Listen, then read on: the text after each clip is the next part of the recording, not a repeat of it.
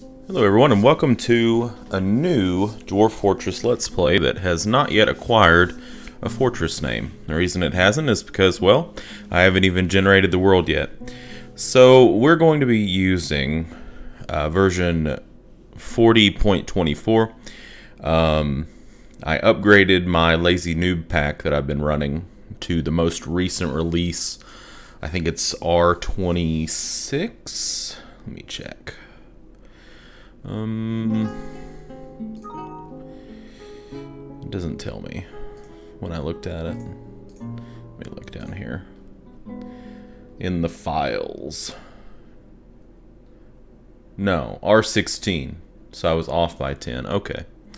Anyways, so I was running R13 and now we're running R16. I'm sure the differences are pretty small.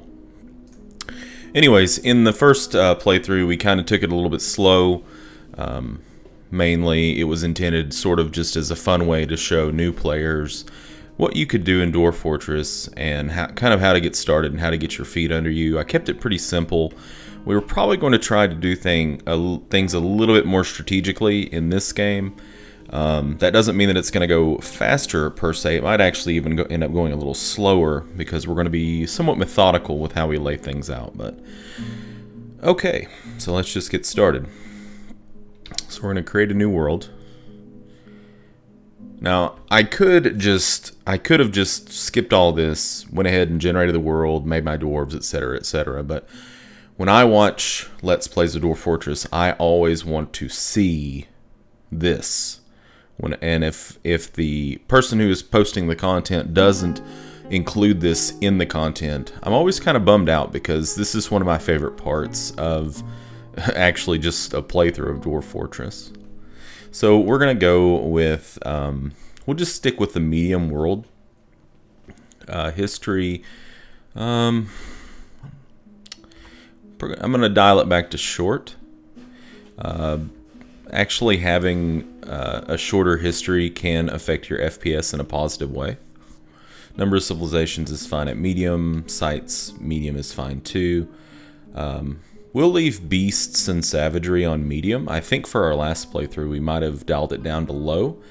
And mineral occurrence we're going to go sparse. I think we went up to frequent on the last one. So this one's going to be a little bit more in the standard kind of rule set, I guess you'd say. We could turn down the world size to small, and that would also help out our FPS quite a bit, but we'll try keeping it on medium and see how it kind of progresses. I did set a hard cap on my dwarven population at 100. Really the only thing that we're cutting ourselves out of there is we can't get a monarch unless something happens like it did in the last playthrough, where we were basically granted the monarch almost immediately upon entering in because our dwarven civilization was dying. Okay, so now it's going to generate the world for us. Smadasagus, the Realm of Dawns. I did put out an all call to everybody who might want to have a character named in Dwarf Fortress, and a few of you did respond, so I'm planning on, once we get our 7 dwarves in, I'll use Dwarf Therapist to add the characters in. I'm going to be adding myself in as the expedition leader. Okay, so it's still going. It's running basically through the history. Since we went short, I think it's going to be 125 years worth of history versus normally it's like 250. And the reason that cuts down a little bit on your FPS is because you can see this historical figures number is continuing to grow. And the further on you go, the more figures there are, and the game is having to actually do calculations for all of that stuff. So that's why it kind of helps out your FPS a little bit. Okay, so this world, just from looking at it, looking just for interesting things, it looks pretty forested down here. There's a huge haunted patch down here, which looks kind of interesting. It almost looks kind of like a rose. Next to it is a dwarven civilization, which is kind of neat. Bunch of haunted stuff up here too. This is interesting. There's a lot of bad areas here, so we're just gonna have to see what we can get, I guess. Lots of elves, kind of in here. There's a little elven settlement down here. That's rather strange. Neat. Like I said, this is always one of my favorite parts, is kind of just seeing what kind of world actually comes out of it. I love the randomness of it. It's so cool. So I've been looking forward to starting a new Let's Play with some some new things in it. I want to focus a little bit more in this one on actually building proper stockpiles and using them in a correct manner. The last one, we kind of just threw stockpiles down willy-nilly and didn't really care too much about efficiency. We're going to try to be a little bit more efficient with this playthrough. Okay, so we're going to start playing in Dwarf Fortress mode. You know, I did try an adventurer mode game like maybe a month or two ago, and it just didn't grab me. I don't know why.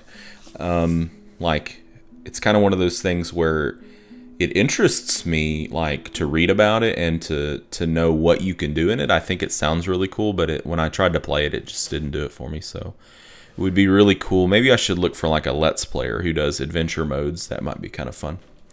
All right, so we need to find an embark location. So we're going to hit F here, and what we're going to do is we're going to specify a few things. So what do we want to specify here? Well, let's go with medium temperature, flux stone layer, yes if possible. Aquifer I turned off with lazy noob pack. It's just a pain in the ass to deal with. We do want a river, and shallow metal and deep metal we're going to try for multiple, but since we have scarce mineral frequency, that's probably not going to happen. And with soil, we'll go for at least a little. We'll just hope, basically. It's probably, with the way our settings are set, we may not be able to grab all of those things. That would be a pretty peachy spot. Although there are, I'm seeing some green X's, so that's pretty good. I was thinking we might have to give up the soil, which would be kind of, I don't know. If we gave up the soil, the problem with that is that if we give up soil, we have to make our own farmable soil. So that could be kind of a pain in the butt, because you have to basically set up kind of like irrigation. All right, let's browse our results. So actually, there are quite a few locations here. I'm intrigued by this one over here on this island. Let's take a look at it. It's the jungle of butterflies. It's a temperate conifer forest. Looks like it's just one biome. Heavily forested, which is good. Thick vegetation. It's untamed wilds, which isn't necessarily bad. It just means that there's going to be a lot of beasts. Has sand, clay, very deep soil, shallow metals, deep metals, and a flux stone layer. So this is not a bad spot. I was kind of hoping to get on a mountain this time, so that I wasn't going to be digging down. Call me crazy, I just like it a little bit better when we just go into the side of a mountain. But that will be a place we need to remember. These places are probably going to be a little bit too cold for my liking. Well, it's temperate. Yararinimi. That's probably bad. That's probably a... Okay, it looks like it's already inhabited by elves, I believe. I believe these are elves. I think. So that's a no-go. This place is cold. The reason we don't want to deal with cold is because the water will freeze in the winter. So it basically forces your hand on digging a well, and messing around with wells can be a bit of a pain in the butt. So I don't typically like to do it too much, but it's a good thing. It's a good practice it's a good thing to get in the practice of doing, because if you can't get to your outside water source, say you have a siege or something like that, it's always good to have a well inside. But freezing, no trees, no vegetation. pass. All right, let's see what's over here. Now, these are probably definitely going to be a pass, but we want to look at them anyways. Just deep metal? What? How is that possible? Why is it showing up even? The finger of purifying. Little soil, deep metal, surroundings are terrifying. Yeah, that's a pass. This one, I'm interested in this. Dune of splashes, sand desert, temperate, warm, trees, scarce. Warm is okay. Scarce trees we could deal with. Other vegetation scarce. Okay. Untamed wilds. It's got a stream. The chip splatters. Sand, little soil, deep metal.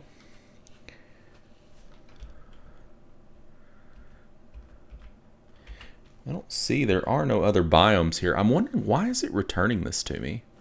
Like, why did it highlight this as a potential site? Because I told it I wanted like deep metals, plural, and it's not like it has more biomes.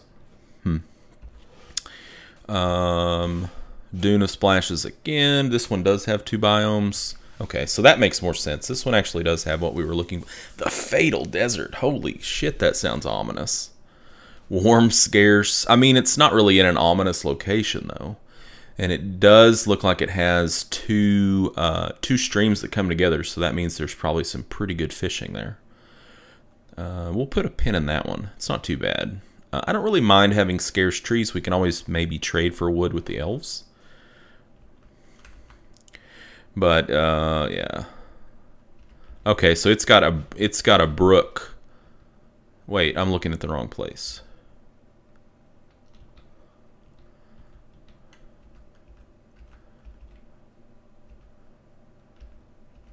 Interesting.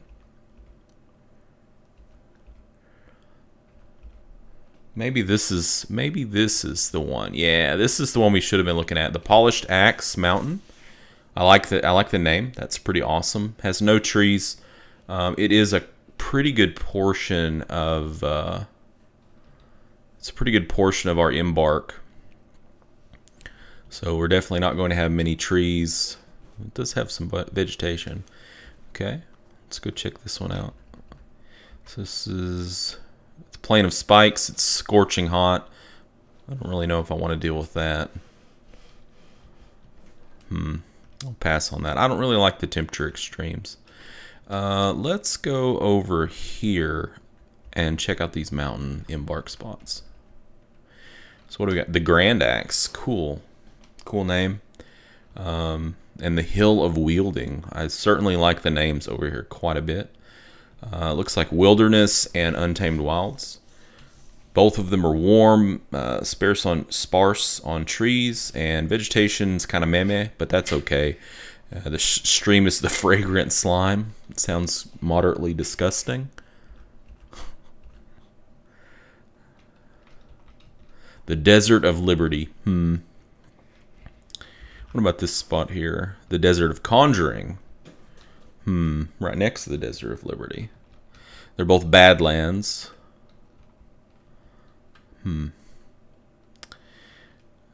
Interesting, interesting. What about these spots over here? This looks like an ocean embark, which is kind of what we had last time. We had a little bit of an ocean embark. It looks like it's right on the... Oh, okay, I was looking at the wrong one. Whoopsie daisy. Oaken Hill, Forests of Chopping, National Sea. It's not too bad, really, overall. National Dune. What's up with all these national names?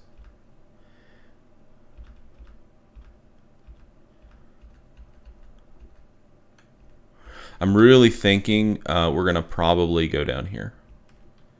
I actually like that island one quite a bit. I was really kind of had my heart set on settling by the mountain. Polished Axe, Fatal Desert.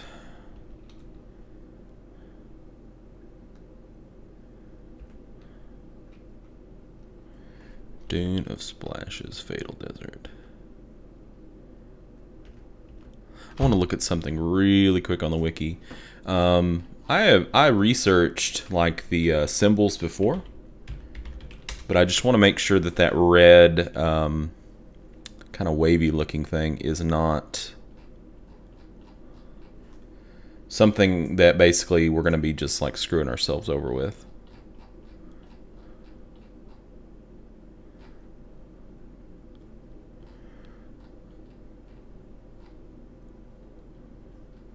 I'm looking on the wiki.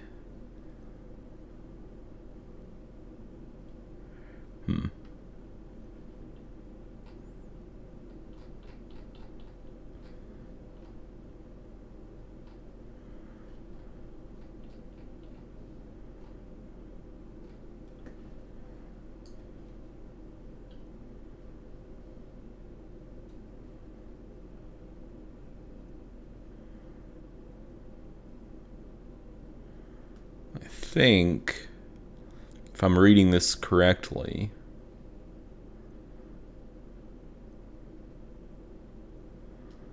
if I'm understanding this, it is... I just had it a second ago. Where did I miss it?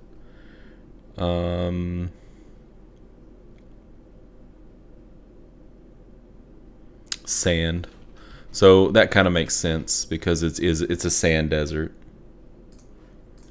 Yeah, so it's basically, it indicates sand.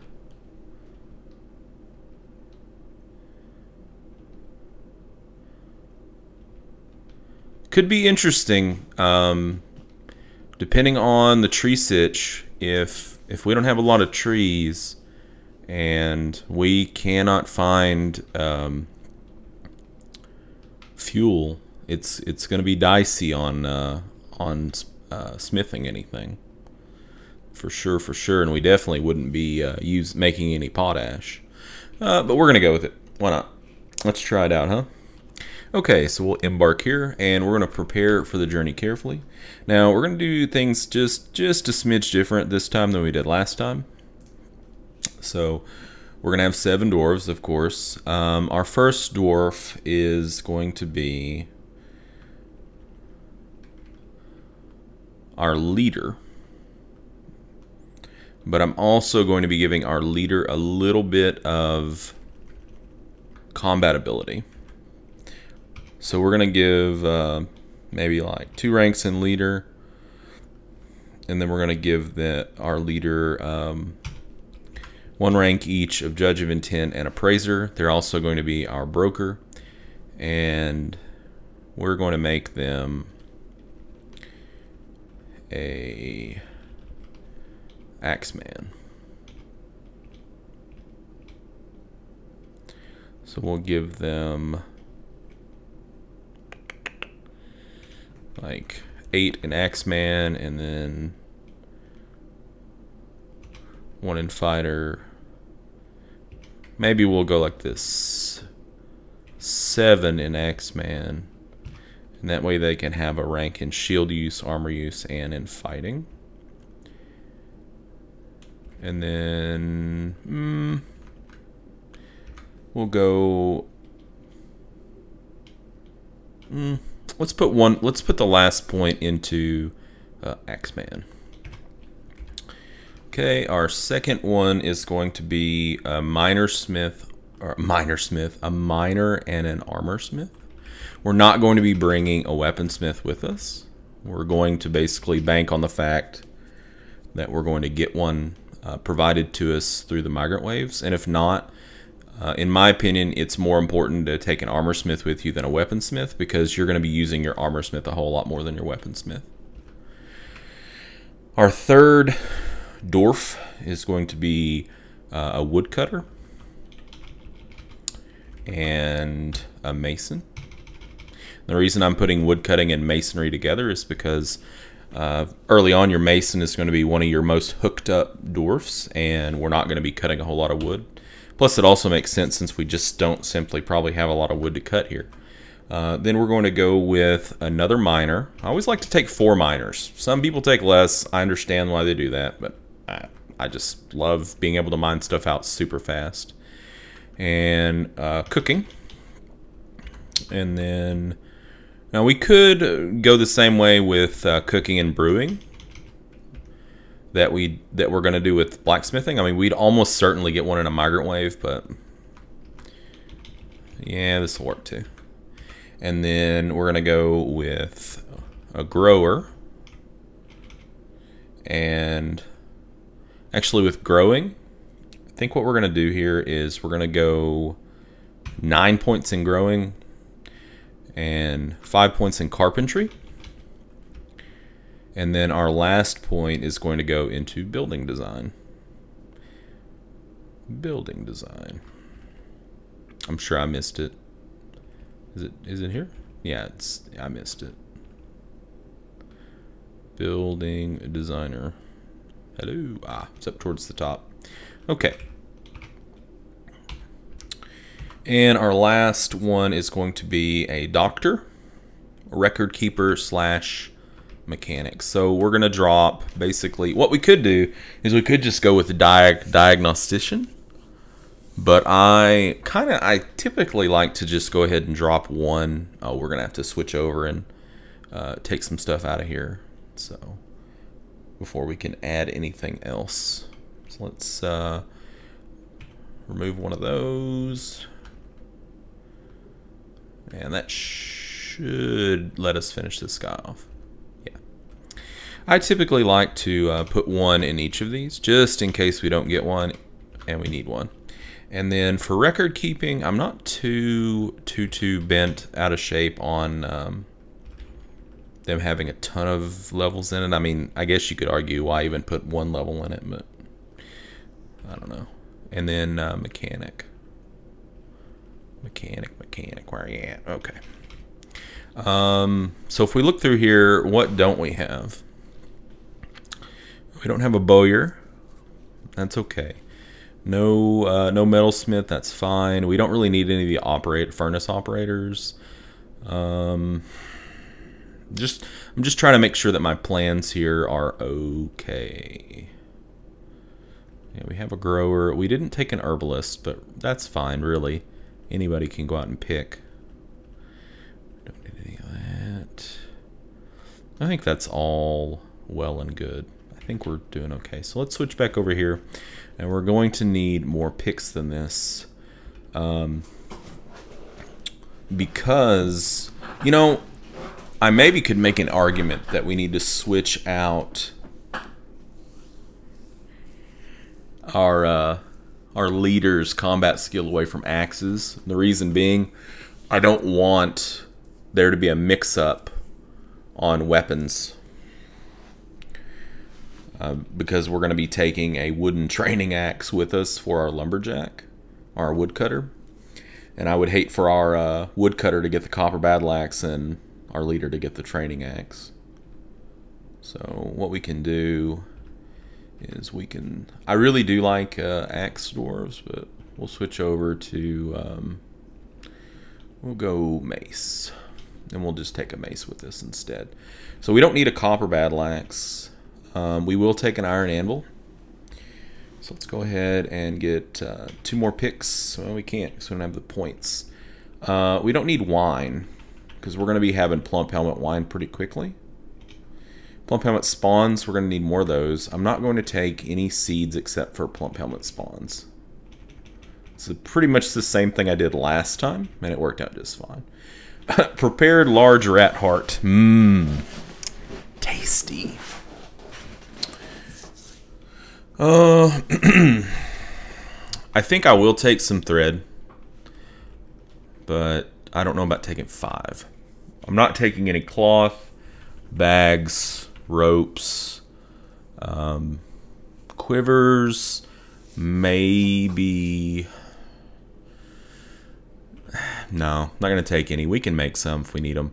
Buckets, splints, and crutches I don't think are necessary. Neither of those. Pigtail fiber threads. Okay, 5 is fine. 5 is fine. Now, what we could do to try to kind of game the system a little bit in terms of like our food is we could, but instead of getting like 15 of this, 15 of this, and 15 of this, we could get like 1 of like 45 different things. And what that does is each individual different type of food comes in a separate barrel. So it's a way that you can kind of game into getting some more barrels. And we might actually need to do that since we don't really know how many trees we're going to have in this location. Let's go ahead and get another pick. We've got 500 points left. We are going to want to take a male and a female dog. We might even want to take 2 female dogs. And I'm going to take a male cat to keep our food stockpiles free of vermin. We don't want vermin getting into our stockpiles and eating all of our stuff. Let's see how everything else shakes out, and we might pick up a second female dog. The beer, 40. Let's take this down. It's always better to buy in odd quantities because it gives you the barrel action, the hot barrel action. We need to add... Oh yeah, new. Let's go ale, dwarven ale. And then the other one is just beer, ale. Not sure what the other one is. Rum. Okay, so what we'll do is we'll take 21 of each of those, and that should be plenty. Plenty. We'll get our plump helmet farms up before too long. Speaking of plump helmet spawn, we want to probably take, I'm going to say 50. 51. We'll take 51. And then I think we are going to try to game the barrels a little bit. So we're going to go down to 1 on those. Actual plump helmets themselves, I don't think, I mean, they cost 4 each. We could use them as kind of like emergency brewing if we had to, but I just don't think it's necessary, and it costs 4 each. We'd be better off, since we're not going to use them for food anyways, it's like one of the first things we do is we turn off cooking plump helmets. We're better off buying 2 unit cost food. So if we go over here to meat, we can just kind of scroll down through here. Actually, we can just type meat, and then that'll narrow it down even more, and like we can just get like 1 unit of all these that are 2. Meat, not mean, meat. Meat's meat. Oh yeah, that delicious rat meat. Deer meat. This is kind of like, it's kind of gamey in a way, but whatever. They want to give me the barrels for free, that's fine. Now this episode will probably be a tad bit longer than most normal episodes will be, just because I don't want to break off in the middle of this. We will put a cut in basically when we embark. So, cat popper, I don't even know what that is, but I can only assume it's some kind of an amphibian. Olm meat. I don't know, I definitely don't know what that is. So how many is that? 1, 2, 3, 4, 5, 6, 7, 8, 9. Yeah, we need quite a bit more. Quite a bit more, guys. Rabbit meat, turkey meat,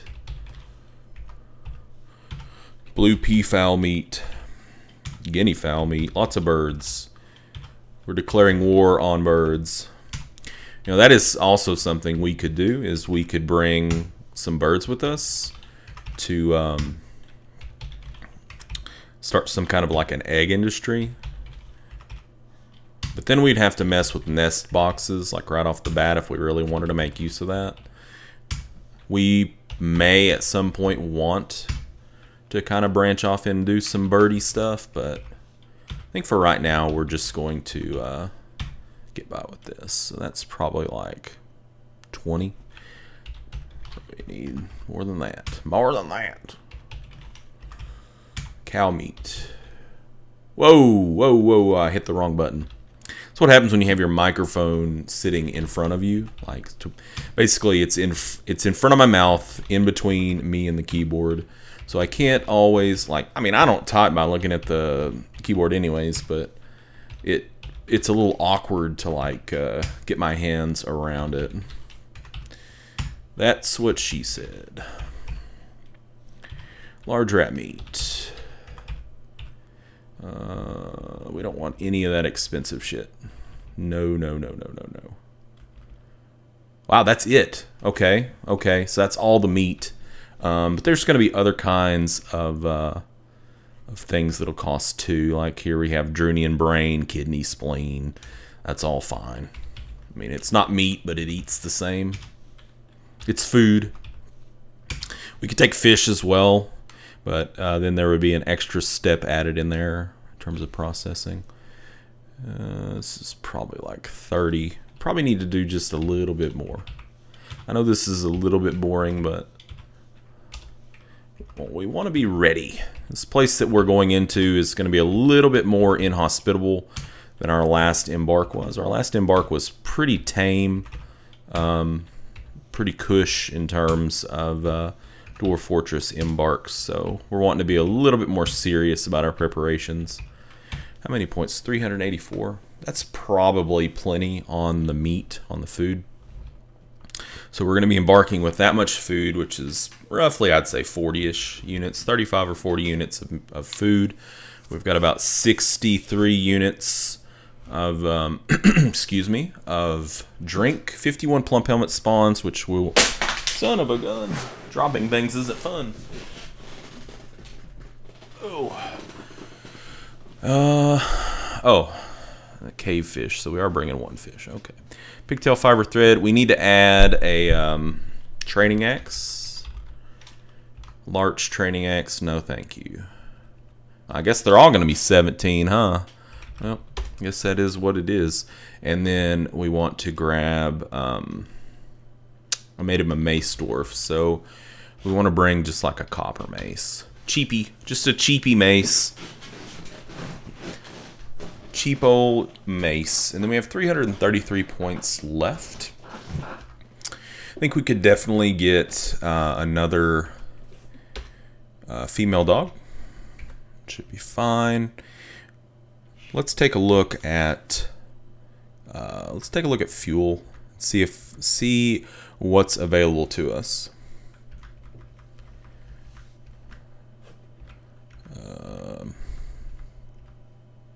Yes, yeah, that would be under stone. Let's see what we've got here. Oh no, that's horrible.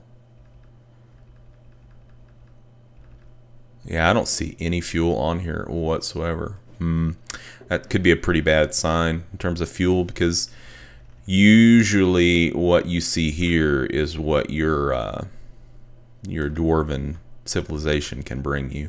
So we're not even going to be able to request fuel. Ooh. That's gonna hurt. Indeed. Cheeses, powders, extracts. You know, there is definitely some wisdom in taking a little bit of plaster with us, just in case somebody does need a cast. Because getting a cast set up, you know, from scratch can be a bit of a headache. No, we don't need any of that. Let's go down to miscellaneous. We can load up on coke,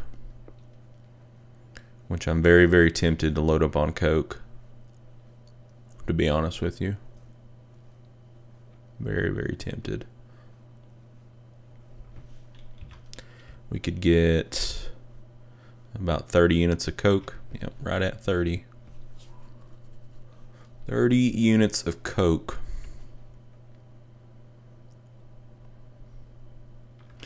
So let me see. Are we forgetting anything? No, we have our anvil.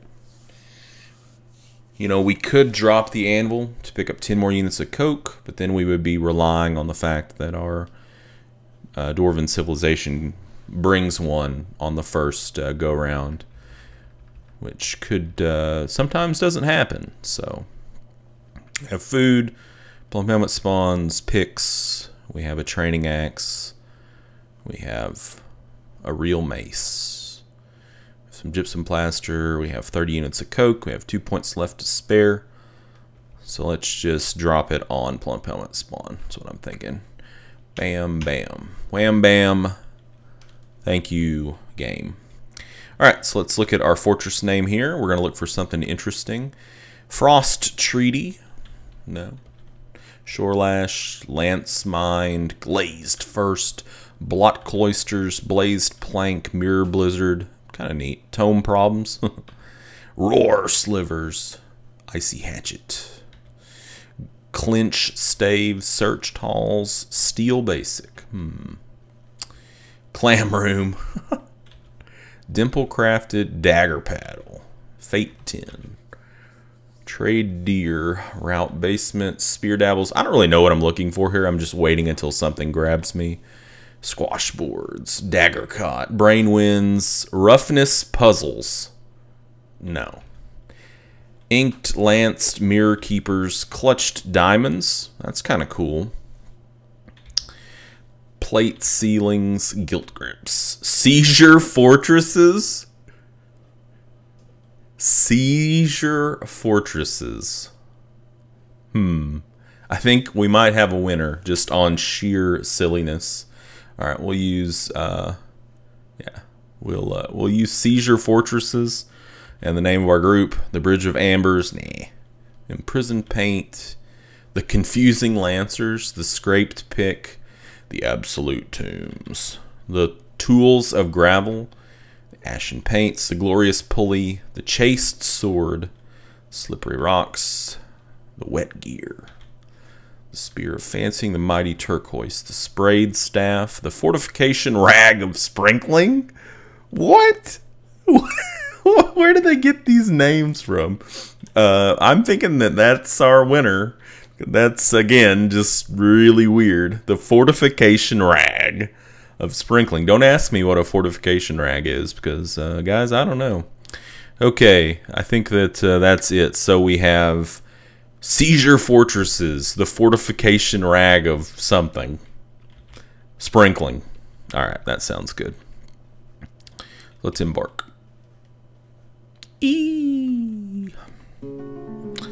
We have arrived. Seizurefortresses, strike the earth.